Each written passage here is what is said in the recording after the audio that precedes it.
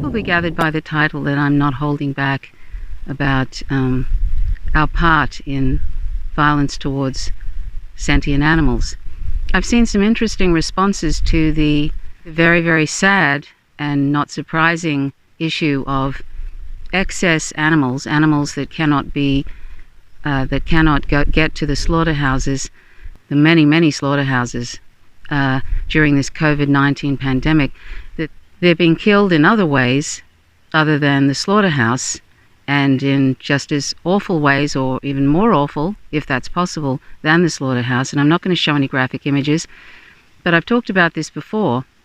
I've talked about how they're not going to let them go free. This is something that someone has brought up somewhere. They said, why don't they let them go free? Well, firstly, since it's economically efficient to kill animals en masse through either baking them to death, which is how they're doing it. They turn up the heat in these large windowless warehouses where animals are raised and bred. They turn up the heat and it basically bakes them to death, and that means hundreds of thousands at a time baking to death. It's a slow death, and that's the economically efficient way of doing it. Another way is to put carbon dioxide into these large warehouses for animals. And I'm talking about free range too, free range in quotes, because they're industrialized as well, tens of thousands in these large warehouses that they get maybe an hour out a day, and they might have a little bit more wingspan than, say, the battery cages or the enriched cages. They're all awful. So I'm including free range and enriched cages and all of that sort of thing in this. It's all abusive. So they put carbon dioxide into these large areas, and these animals slowly suffocate to death. Slowly, not over half a minute or something. Slowly suffocate to death over hours. So that's two of the charming ways that large industries kill animals, because it's economically efficient. When there's too many animals and they can't process them, in quotes, at these slaughterhouses, that's what they're doing right now, is suffocating to death or baking to death many millions of pigs and many millions of chickens, all sentient animals, all animals that we would consider, if we met them at a sanctuary, we'd say, isn't that animal lovely? Most people think animals morally matter. Even war criminals like Obama and Bush and Trump. So since most of us think that animals morally matter, and we probably, if we saw an individual instance of abuse towards an animal, no matter what species, most of us would want to intervene. That's probably what would happen. We would report it, possibly, if someone was kicking a pig or kicking a chicken or trying to choke an animal, or if we were hitting cats, all that sort of thing. Most of us think animals morally matter. So why is it that we can't put one and one together? When we see a headline like millions of pigs to be killed because processing plants aren't able to process them because of the COVID pandemic, why can't we put that together, that those animals wouldn't be there if we were vegan? I mean, it's not the large industries like Tyson's and Smithfields. They're not responsible really for those killings. It may be by somebody else's hand at the slaughterhouse, but they wouldn't be there if we were vegan. That's really as simple as that. And there's not going to be any nice ways that they're going to rid those animals that are in excess, that can't be processed, in quotes. There's no nice way of getting rid of them or putting them out to some pasture somewhere. Because if they cared about those animals at all, those industries, and if they didn't care about their bottom line, they didn't care about being economically efficient, then if they cared about them, then they would themselves be vegan and they wouldn't have those industries, and they would be encouraging you to be vegan if you're not vegan. If they cared about those animals at all, there wouldn't be that industry, because there is no such thing as non-abusive use of animals. And even if there were, it would still be morally wrong, because these animals are sentient. It doesn't matter that we've labeled them as food or as entertainment or as companion animals or whatever label we put on them. And however we are thinking about them right now, even though we might think the cat and dog whom we live with is fabulous and a family member, we still might have compartmentalized them and thought they are family members, but those pigs that are in those large warehouses that are being suffocated and baked to death, they're just food. They're part of our food chain. This food chain nonsense, really. How did the line blur between our love for cats and dogs and whales and all of that, and putting these animals over here as things? And that's how industry thinks of those animals too, that they're property, they're things, and it's economically efficient to process them in the most hideous ways in slaughterhouses, to raise them in the most hideous conditions.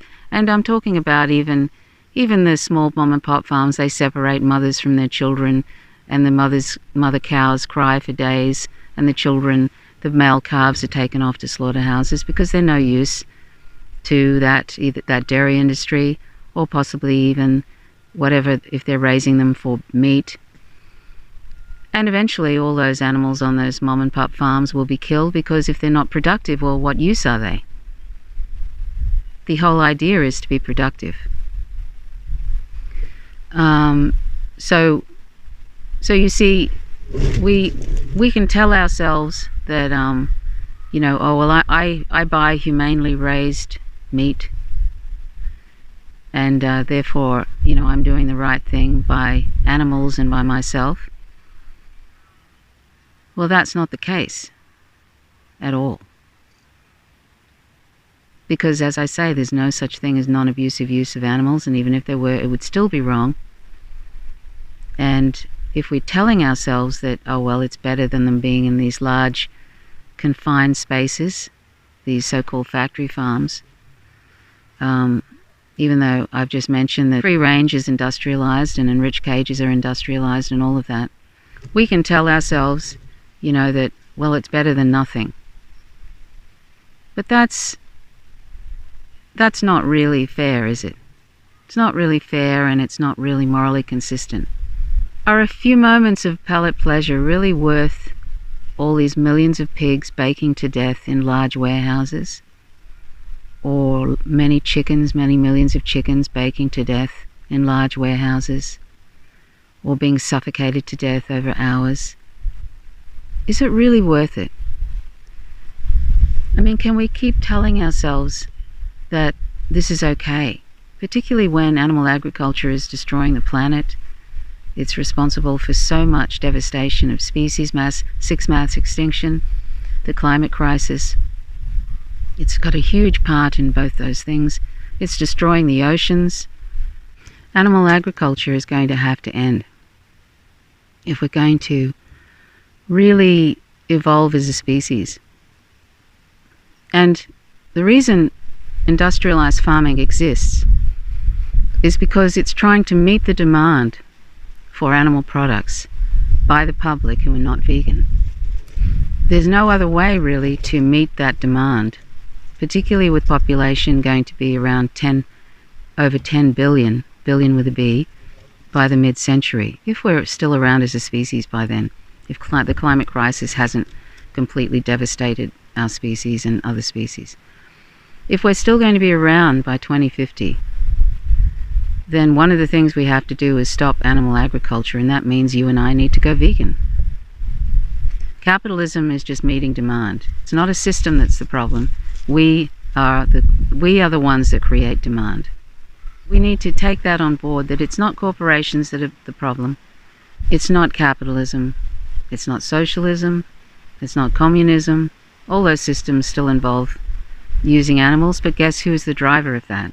We are.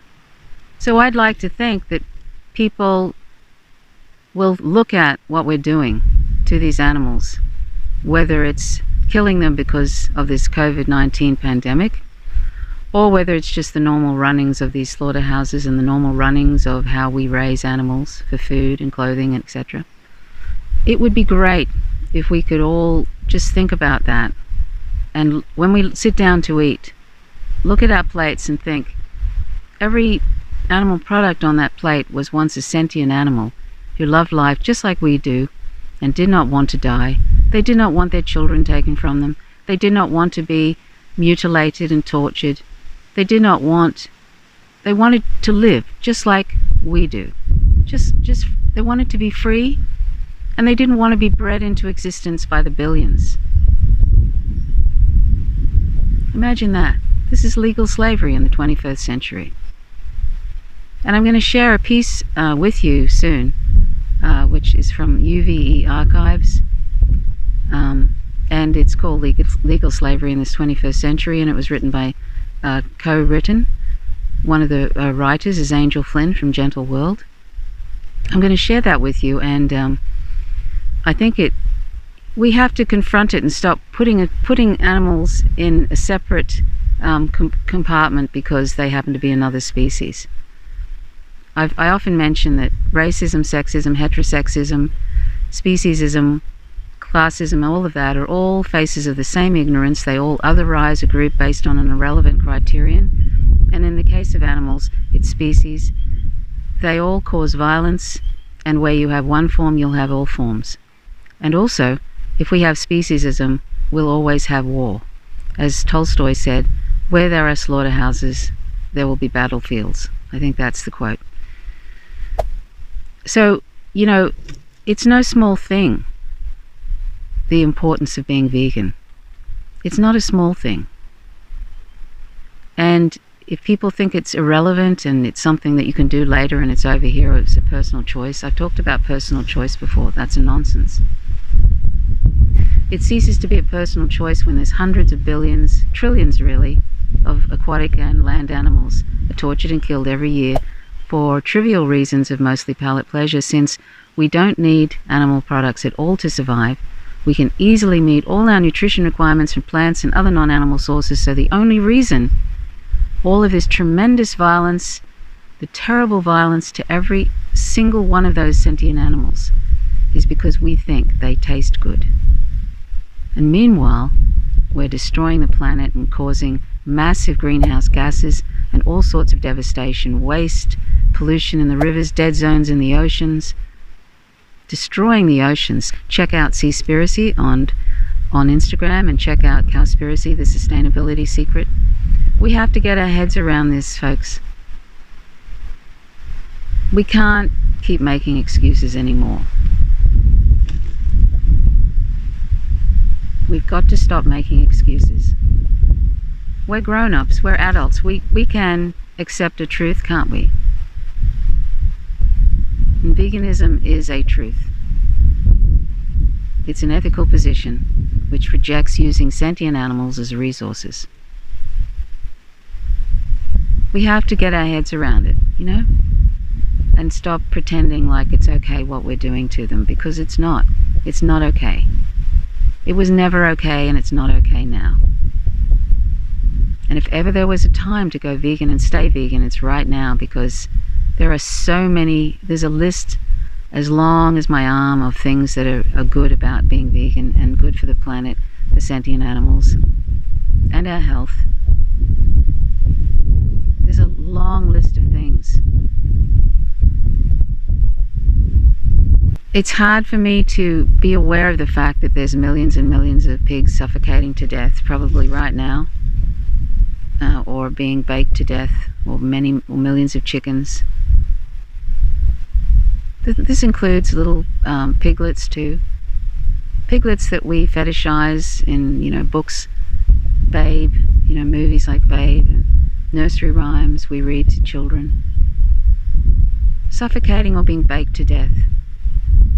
But if they live, they still live a torturous existence, and they'll just replace all those animals that have been knocked off like that. And those animals will then suffer through the awfulness of being confined, tortured and mutilated, dying of diseases. They don't care if animals are dying of diseases, and they pump these animals full of antibiotics prophylactically, which cause superbugs. They'll probably cause future pandemics. There's all sorts of viruses come up in these, because these animals are stressed and they get sick.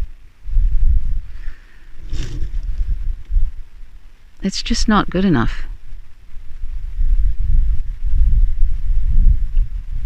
Even if it's a selfish reason, even for our own survival, I prefer people go vegan for the right reasons, because non-human animals are not our resources. But even for selfish reasons, people should be really seriously thinking about it.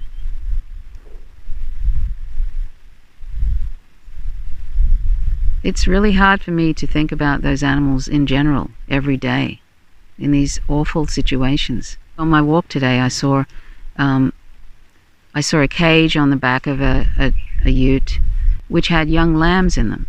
And I'm thinking they're probably going off to the slaughterhouse. They may not be, but they're all just being carted around, or they're out in the sun, and if it's really, really hot, they're out in the sun 24/7, or at least during the daylight hours, the heat, and they only get respite during the night. There's nowhere to shade.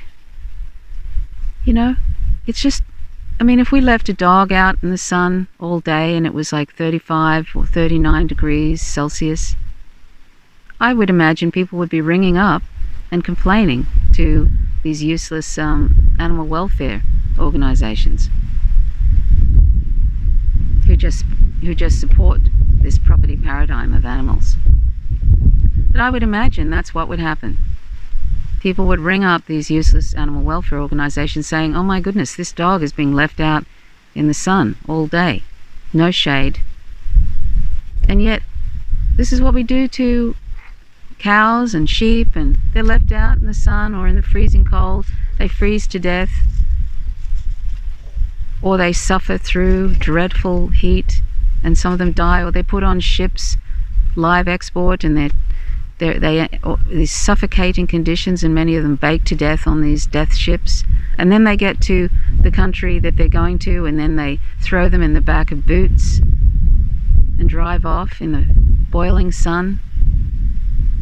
Can you imagine? Can you imagine the dog whom you live with, or the cat whom you live with, being treated like that? And then they're killed. But it doesn't matter how they're killed, really, because this is all wrong, you see? It's not about what country and how they kill them, or methods of killing, halal or kosher or whatever. It's all horrific. Slaughterhouses are horror houses. Taking someone's life is a harm. It's taking away their precious life. And for trivial reasons. You see how trivial it is? Because we don't need these animal products at all. We don't need them. They are not essential to us at all. At all. That is a huge lie, that somehow meat is essential, or dairy is essential, or eggs are something we need. All of that. It's a huge lie that we're being told. Even doctors put out this nonsense that, dairy has got calcium, that it's important for our bones. My bone density is, I've been vegan for 15 years, my bone density, I had it tested recently, it's higher than average. I don't drink dairy. I just have a balanced plant-based diet, nutritionally balanced, that's all. Leafy greens, beans, legumes and grains, And it's so delicious. There's like tens of thousands, hundreds of thousands of recipes online. Plant-based recipes. Hundreds of thousands. And they're simple too. And if you want alternatives, these faux meats and faux dairy and cheese and all of that, they exist more and more too if you need that. They're not healthy for us, but, if you need that kind of thing as a transition or whatever, they exist. So why are we doing all of this? You know what I'm saying? Why are we doing all of this to these sentient animals? breeding them into existence by the hundreds of billions, destroying everything, taking up massive amounts of land,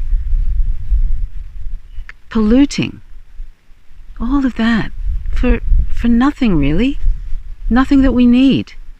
We don't need it. These little animals are just like any other sentient animal whom we have fetishized.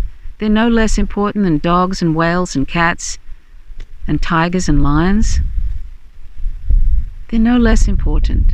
They are morally equivalent to all those animals. We have to stop otherizing sentient animals. They're on this planet with us.